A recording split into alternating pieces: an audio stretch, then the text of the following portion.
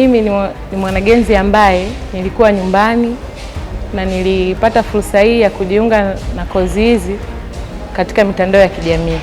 Nasoma kozi ambayo inajihusisha na uchongaji vipuli, yaani hususan spare za magari nini nahusika na swala hili. Sisi kama wanagenzi tunajifunza vitu mbalimbali, tunajifunza life skills, tunajifunza technical drawing, tunajifunza entrepreneurship kwa ajili ya maisha yetu ya baadaye. Na washauri vijana wenzangu, ukipata nafasi kama hii usitumie vibaya, kwa sababu inakufanya wewe uwe imara na uwe na nguvu. Ndio maana serikali waliona vijana ambao wako mtaani wanaweza wakaja wakafanya kitu kuendeleza maendeleo ya nchi yetu. Na washauri pia na wanawake wenzangu, msiogope kuchagua kozi, kwa sababu unaona kozi hii haina wanawake wengi, kisa ina wanaume wengi, ukaogopa zile changamoto. Lakini usiogope, unaweza ukapambana na ukafanya vizuri zaidi hata hao wanaume ambao unaona muli. Kozi hii ni uchongaji vipuli, filter mechanics. Haichagui jinsia, mwanamke wala mwanaume, wote tunaweza tukafanya. Pia napenda kushukuru serikali ya Jamhuri ya Muungano wa Tanzania kwa kutupa nafasi hii sisi kama vijana, kututoa mtaani na kutuleta hapa ili tuweze kufanya kitu ambacho kinaweza kuongeza maendeleo katika nchi yetu. Nami nilikuwa mmoja wa wale ambao sikuwa na chochote ambacho nilikuwa naweza kujivunia mtaani. Kwa hiyo nami niliposikia taarifa hizi kupitia mitandao ya kijamii na hususan sana kwenye peji za ofisi ya Waziri Mkuu, nami nilishawishika, nilivutika kujiunga na haya masomo. Tangu nimefika hadi sasa nimepata vitu vingi sana, au nimejifunza kitu kikubwa sana, kwa sababu nilikuja sina chochote, lakini sasa hivi nina chochote.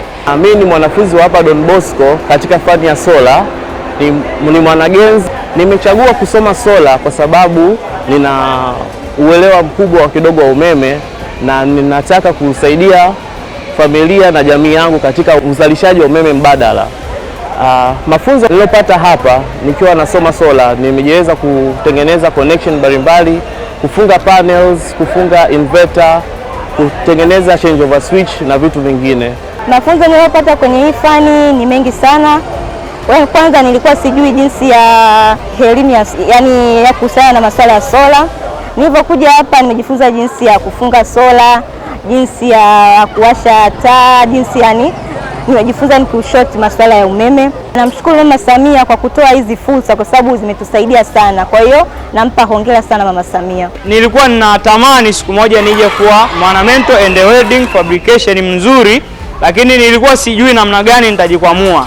Lakini serikali imenisaidia mimi kufika mahali hapa, mpaka kufika hivi sasa naweza nikasema mimi nina uwezo au najua kukichunguza chuma na kukitengeneza, kukidesign kitu chochote ambacho nakitaka.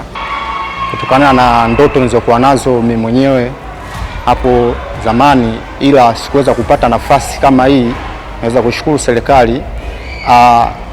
Naweza kusema kwamba fani hii welding and fabrication ni masuala ya uchomeleaji na uungaji vyuma.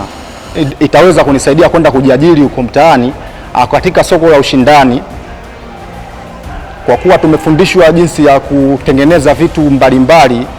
Huko mtaani nitaweza kutengeneza mageti, huko mtaani nitaweza kutengeneza madirisha, huko mtaani nitaweza kutengeneza fences zinazohusiana na welding. Kiufupi, hii programu ya wanagenzi ambayo tunaendesha kwa sasa takriban miaka miwili imekuwa ambayo nimeongoza awamu iliyopita, na hii kweli naweza kusema ni programu ambayo inawasaidia vijana katika maisha yao, na vijana wengi jinsi walivyoingia na sasa hizi jinsi tunavyowaona kwamba wanapata ule mwelekeo wa maisha.